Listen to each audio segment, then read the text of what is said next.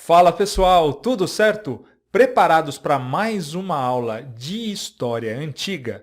Na aula de hoje nós mudaremos um pouquinho a chave. Até então nós falamos principalmente daquilo que ficou conhecido como Antiguidade Oriental. Estudamos vários povos que se desenvolveram, grosso modo, naquilo que ficou conhecido como Oriente Próximo. Hoje nós começaremos a falar sobre a Antiguidade Clássica, e quando nós pensamos na Antiguidade Clássica, duas grandes civilizações devem sempre vir à nossa mente, Grécia e Roma, e na aula de hoje nós começaremos a falar então sobre a civilização grega. Preparados? Vamos contar história então.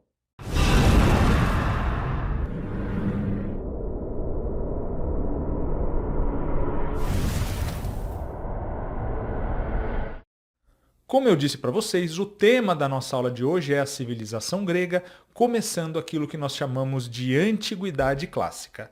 Bom, claro que vocês agora já sabem, a Antiguidade Clássica compreende tanto a civilização grega quanto a civilização romana. Bom, nós temos que lembrar aqui que eles vão atingir um maior nível de desenvolvimento em suas estruturas sociais, econômicas e políticas. Quando nós pensamos então aqui na sociedade grega, nós temos que lembrar que a Grécia foi palco do surgimento, por exemplo, da democracia.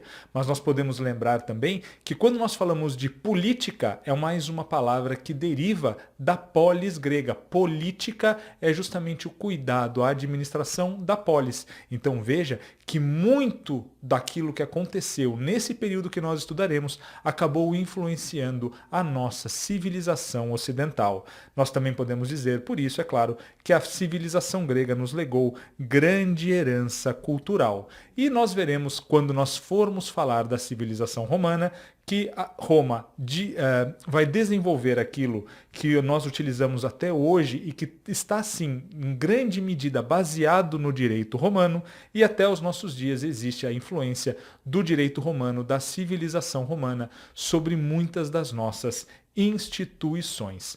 Pessoal, olha só, o que nós temos que diferenciar sempre Grécia de Roma é: a Grécia não vai constituir um império, um reino unificado. A Grécia será composta de diversas cidades-estados, mais ou menos nos moldes que nós vimos na Mesopotâmia, quando nós falamos, por exemplo, dos sumérios. Já Roma não, Roma será mais no estilo do Egito, né? Nós teremos aqui um império unificado, vai passar por diversas fases, monarquia, república, efetivamente o período da Roma imperial, mas então nós temos sempre que lembrar disso. A Grécia nunca será um estado, um país unificado como Roma acabou se tornando, tá bom? E é isso então que nós começaremos a ver a partir de agora. Olha só, começando pela localização geográfica aqui da Grécia, que fica situada na Península Balcânica. O que eu quero que vocês saibam é o seguinte: aqui nós temos a Grécia atual, nós temos as primeiras civilizações gregas, os primeiros povos, os primeiros povoamentos, mas a Grécia também vai promover uma colonização muito ampla das margens do mar Mediterrâneo. Olha só, então nós temos o início aqui mais ou menos ao sul da Península Balcânica, com o surgimento de cidades-estados importantes, como vocês sabem, Esparta, Atenas, que ficam ali. Mas nós teremos também uma série de colônias que vão se desenvolver aqui às margens do Mediterrâneo, tanto na Península Itálica, na Ásia Menor, onde hoje fica a Turquia, no norte da África. Então nós teremos sim uma série de colônias gregas aqui, cidades-estados gregas importantes em outras partes, né, que hoje não compõem mais o país chamado Grécia. O que eu quero que vocês deem uma olhadinha é nessa ilha que está aqui, a ilha de Creta, porque se considera que foi lá que surgiu a primeira parte da civilização grega. Nós falaremos sobre isso, tá bom? Então, como eu disse para vocês, além da Península Balcânica, nós temos que lembrar das ilhas do Mar Egeu, nós temos que lembrar aqui da parte costeira da Ásia Menor, tá aqui, olha só, onde nós temos a Jônia, a Lídia, então diversas cidades-estados importantes, por exemplo, a cidade-estado de Mileto, onde surge a filosofia com Tales de Mileto, a cidade, olha só, a ilha de Samos, que é a ilha onde Pitágoras teria nascido. Então nós temos, olha só, várias cidades-estados gregas em toda essa região aqui, e que vai se expandir até a Península Itálica, como nós falaremos ainda na nossa aula de hoje, na sua expansão colonizadora. Pessoal, o que nós precisamos entender, então, é que um dos motivos, não podemos dizer que foi o principal, certamente não foi o único, mas foi um motivo importante para a Grécia nunca constituir um Estado unificado, um reino unificado, porque nós temos ali um relevo bastante acidentado. Quando nós pensamos na parte continental, peninsular, nós temos muitas montanhas. Então é difícil a comunicação entre uma cidade e outra. As cidades ficavam isoladas e acabavam se desenvolvendo por conta própria. Quando nós pensamos no litoral, em compensação, esses acidentes geográficos eles vão facilitar muito o quê? A navegação, porque existe o quê? Uma área costeira muito grande. Então uma série de possibilidades para que esses povos, essas primeiras civilizações, mantenham contatos, então, por meio do mar Mediterrâneo, claro ali, né, naqueles mares interiores, como o mar Egeu, o mar Adriático, que ficam ali nas proximidades da Península Balcânica e das colônias gregas, tá bom? A navegação, então, ela surge como uma atividade natural à sobrevivência do povo grego. Se nós estamos falando de um terreno muito acidentado, com muitas montanhas, é claro que também não há uma abundância muito grande de terras férteis. Quando essa população começar a crescer, o comércio será fundamental e nós teremos também o quê? Nós teremos também o impulso, o ímpeto para a colonização de outras regiões, já que a produção de alimentos ali da própria Península Balcânica, ela não será suficiente para sustentar uma população muito grande. Então tá aqui, olha só. Quando nós pensamos nesse isolamento de certas regiões, nós começamos a entender essa divisão em cidades-estados independentes, né? Com vários modelos. Nós sabemos que as duas principais e que nós vamos estudar aqui no nosso curso são Atenas e Esparta, que efetivamente têm um modelo bastante diferente de desenvolvimento. Bom, pessoal, para nós entendermos um pouquinho melhor aqui a história da Grécia, nós temos algumas divisões didáticas que vão ser muito úteis para a compreensão de todo esse período e das diferentes fases que vão compor essa história, tá bom? Na aula de hoje nós falaremos principalmente do chamado período pré-homérico ou micênico, que vai ali aproximadamente do ano 2000 a.C. até por volta de 1100 a.C. Falaremos um pouquinho também do período homérico, que vai de 1100 a 800 a.C.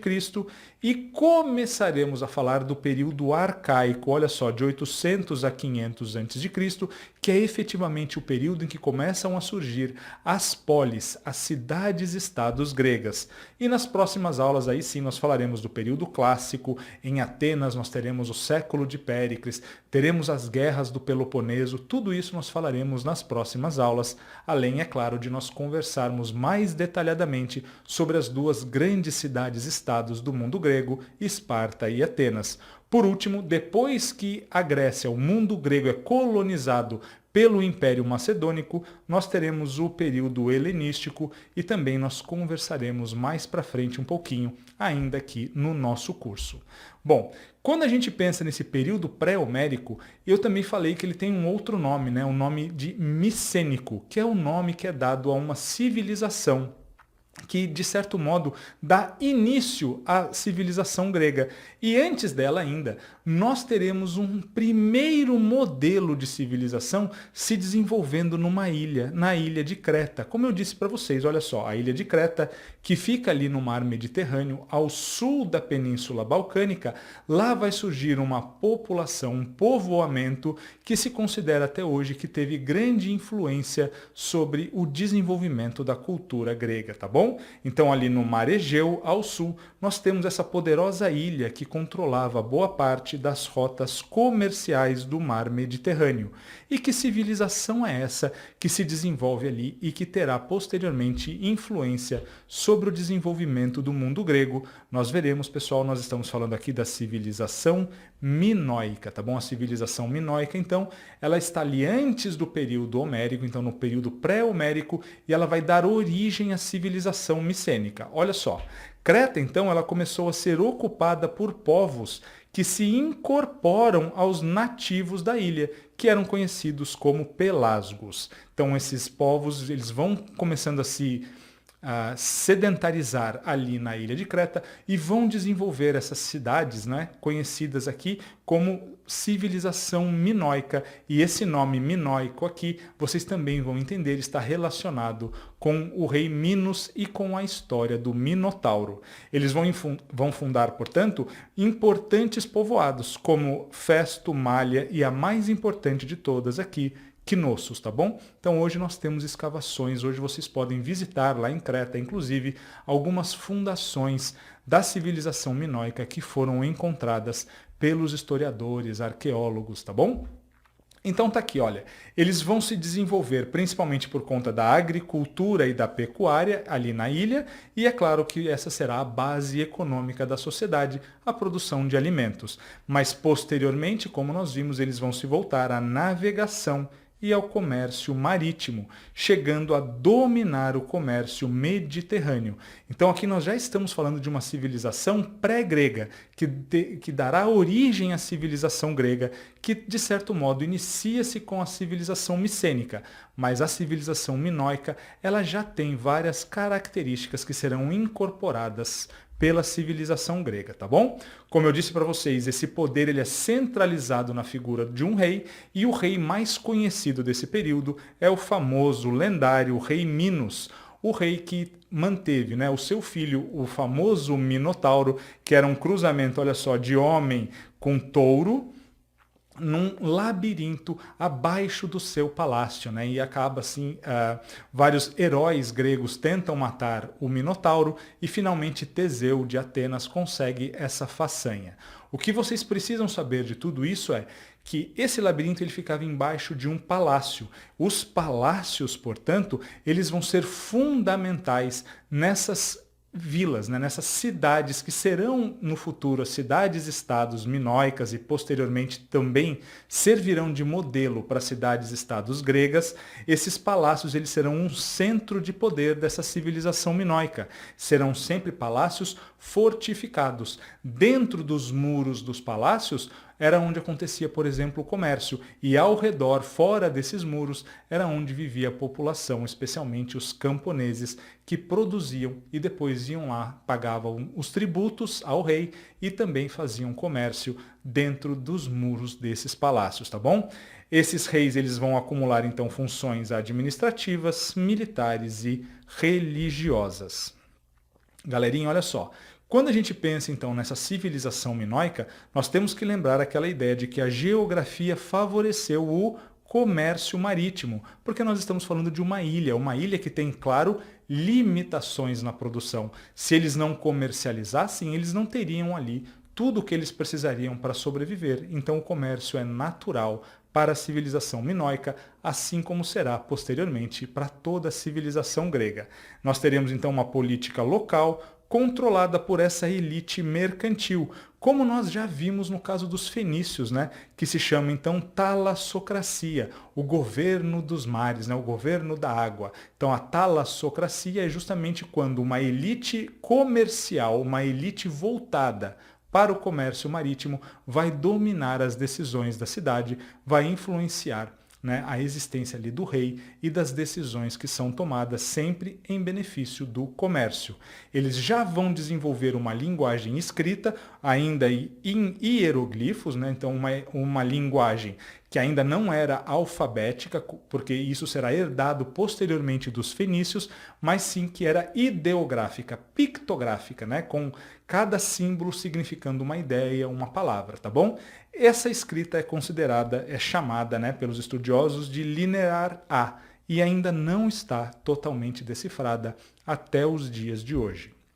Bom, uma coisa que é importante nós falarmos dessa sociedade minoica é que ela tinha poucas diferenças sociais. Então a mulher tinha um papel de destaque com os mesmos direitos que os homens. Olha só que interessante, né? Uma civilização já bastante desenvolvida no aspecto social.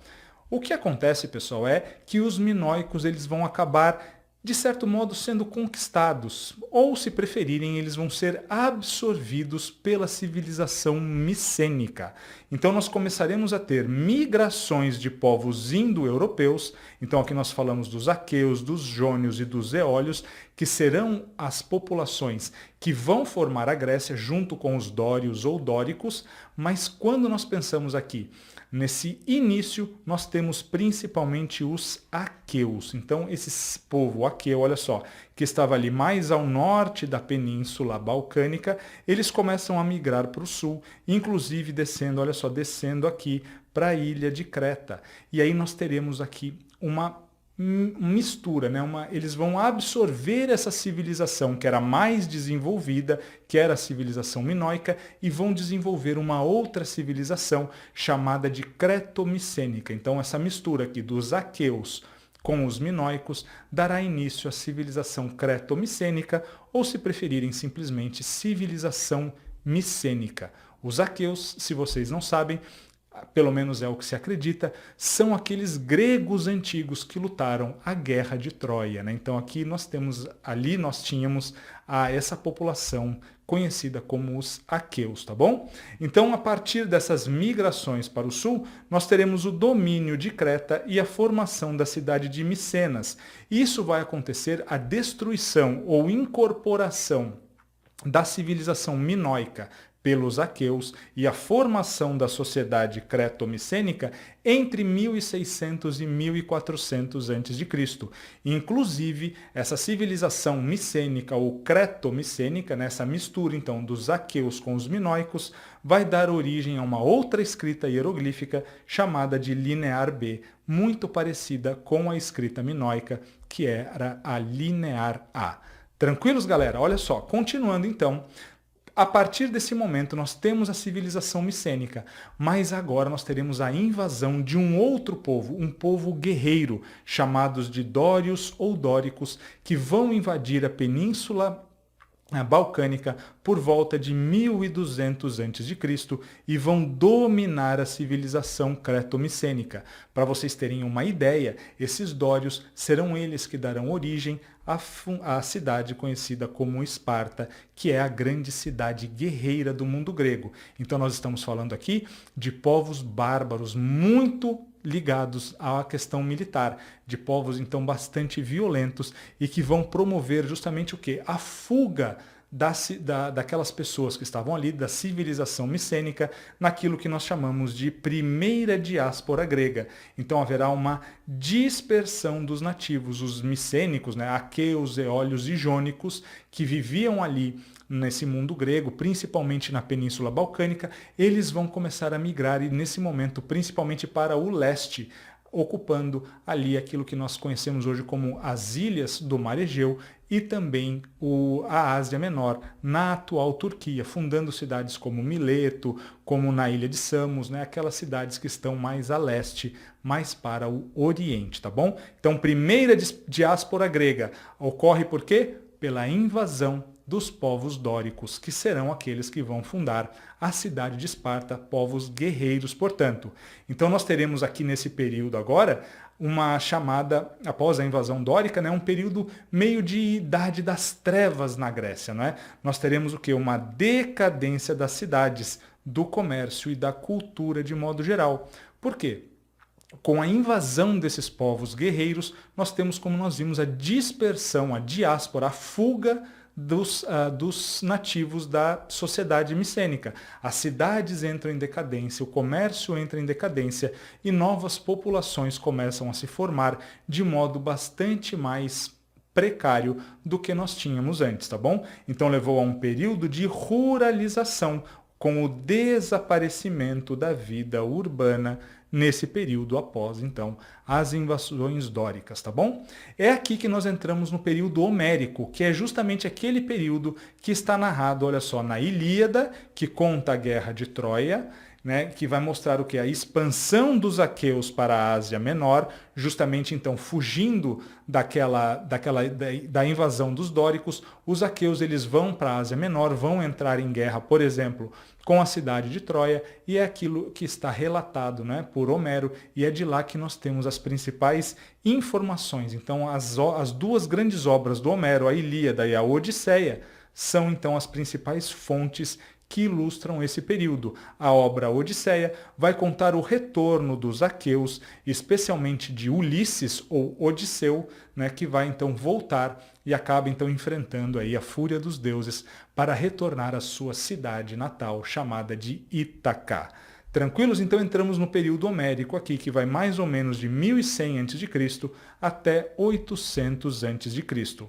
A sociedade, então, como nós vimos, há uma queda, uma decadência das cidades, há uma ruralização. Então a sociedade grega ela começa o quê? A se formar novamente, a se refundar a partir de comunidades gentílicas, que nada mais são do que as sociedades familiares, chamadas de genos, né? Genos é a mesma palavra que dá origem à nossa palavra gene. O que nós temos em comum com os nossos familiares? Não é aquilo que nós chamamos de genética? Então o genos nada mais é do que uma comunidade familiar, tá bom? Então eram grupos familiares cuja autoridade era exercida pelo pater familias. Então veja como nós regredimos de certo modo quando nós pensamos na organização.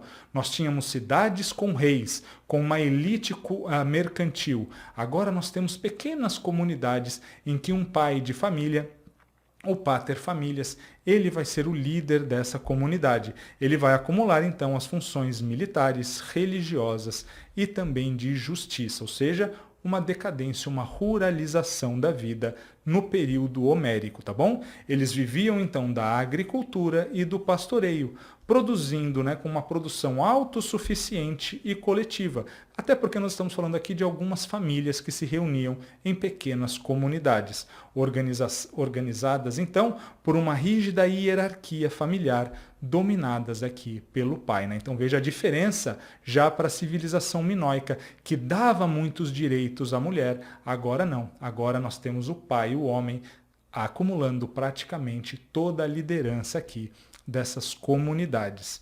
Os laços culturais, então, entre essas famílias, veja, essas comunidades, elas são separadas, mas existem laços culturais e religiosos entre esses diversos grupos que se consideravam todos eles helenos, tá bom? Então veja, todos eles falavam uma língua muito parecida, escreviam uma língua muito parecida, tinham uma religião também praticamente idêntica, e isso fazia com que eles se identificassem como helenos ou gregos, embora essas comunidades, né, fossem autossuficientes, fechadas em si mesmas. O que acontece é que na parte final desse período ali, por volta do século VIII, antes de Cristo, nós temos o quê? Nós temos essas comunidades gentílicas entrando em decadência, principalmente por conta da escassez de terras férteis. Nós falamos, olha, deem uma olhada aqui nessa imagem que eu trouxe para vocês. Então nós temos um solo, olha só, com muitas pedras, com muita areia, pouco fértil. Então não dava para sustentar uma grande população na Península Balcânica. Ou seja, esse aumento populacional, então, colocou os genos em conflitos uns com os outros pelo controle das melhores terras. Pessoal, quando há conflitos, como você faz para se proteger? Você busca aliados, não é mesmo?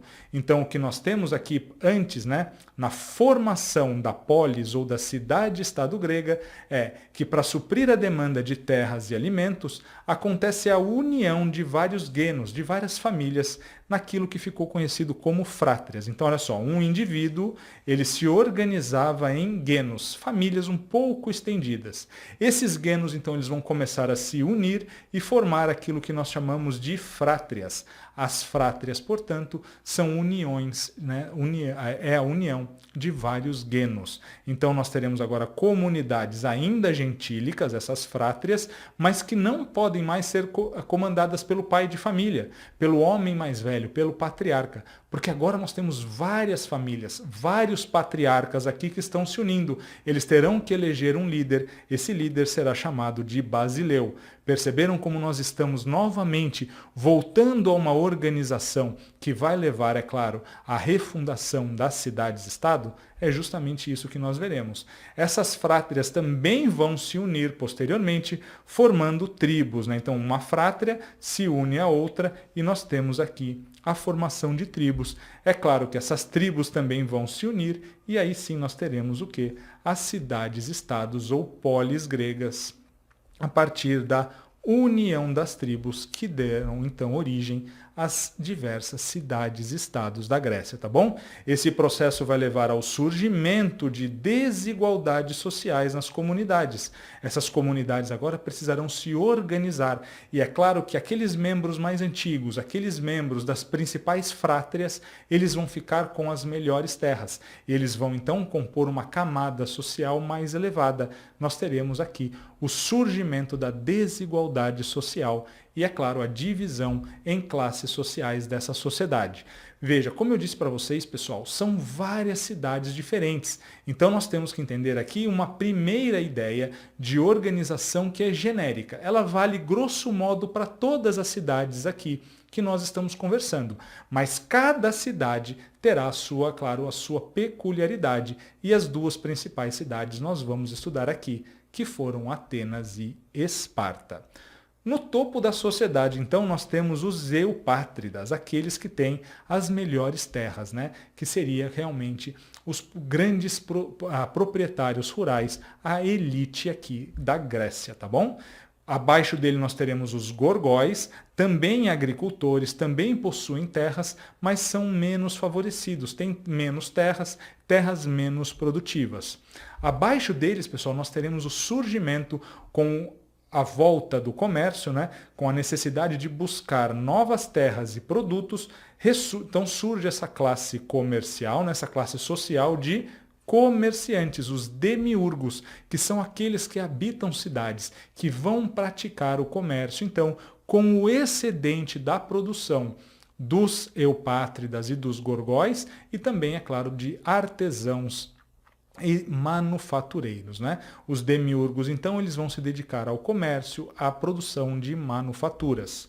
Abaixo dele nós temos aqui os tetas ou tetas, que é um grupo que vai ser marginalizado, não tem terra. Eles muitas vezes vão precisar prestar serviços nas terras aqui dos eupátridas principalmente para poderem sobreviver. E ainda abaixo nós temos que lembrar que existem os estrangeiros, né, na sociedade grega, e os gregos, de modo geral, eles são bastante xenófobos. Eles consideravam as outras culturas como bárbaras, atrasadas. Os metecos, portanto, eles vão se formar com o crescimento da polis, que vai atrair uma grande quantidade de estrangeiros. Esses estrangeiros eles vão ficar conhecidos como metecos. E nós teremos, é claro, ainda os escravos, mas aí nós vamos falar cidade por cidade, como é que esses escravos vão compor a pirâmide social de cada uma dessas cidades, tá bom? Bom, com o aumento da escravidão, então, a Grécia ela vai adotar aquilo que nós chamamos de modo de produção escravista. Veja que é diferente do que nós vimos no Egito, do que nós vimos na Mesopotâmia, do que nós vimos na própria Pérsia. Porque aqui a produção, o trabalho escravo, ele será fundamental para a manutenção dessa sociedade. Os gregos viam com maus olhos o trabalho físico, né? O trabalho direto ali no campo. Então eles vão justamente ter uma grande camada de escravos que serão responsáveis pela produção. Essa desigualdade social vai também gerar uma nova crise agrícola, dando início, né, à segunda diáspora grega, aquele problema que é permanente na Península Balcânica, no mundo grego, que é a falta de terras férteis. Ou seja, esses gregos eles precisarão buscar novas terras. Então, se eles já foram para o leste, fundaram colônias na Ásia Menor, agora eles vão para o oeste, fundando principalmente ali na Península Itálica aquilo que ficou conhecido como Magna Grécia. Então, só para vocês terem uma ideia aqui, olha só, eles vão ocupar, olha aqui, o sul da Península Itálica, vão ocupar as ilhas da Sicília, a ilha da Sardenha, Córcega, então aquelas ilhas hoje que fazem parte da Itália, começam então a ter novas colônias gregas, porque esse aumento da população levou uma busca por novas terras para sustentar essa população. Chegamos, portanto, após a segunda diáspora grega, ao período arcaico. Esse período é fundamental para nós, porque aqui nós temos o surgimento da polis, da cidade-estado grega, propriamente dita, tá bom? A polis, então, ela vai surgir como a principal estrutura sociopolítica da organização grega.